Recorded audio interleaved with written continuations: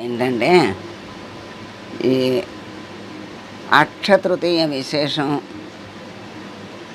ఏంటో తెలుసుకోవాలి. దాని యొక్క విశేషం చాలా ఉంది. పరశురాముని జన్మదినం పవిత్ర గంగానది భూమిని తాకిన పర్వదినం. త్రేతాయుగం మొదలైన రోజు. శ్రీకృష్ణుడు తన బాల్యమిత్రుడైన కుచేలుని కలుసుకున్న రోజు.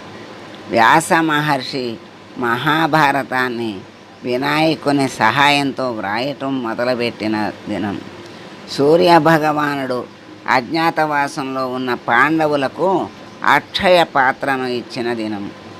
శివుని ప్రార్థించి కుబేరుడు శ్రీ మహాలక్ష్మితో సమస్త సంపదలకు సంరక్షకునిగా నియమింపబడిన దినం. తర్వాత ఆదిశంకరులు కనకధార స్తవాన్ని చెప్పిన దినం.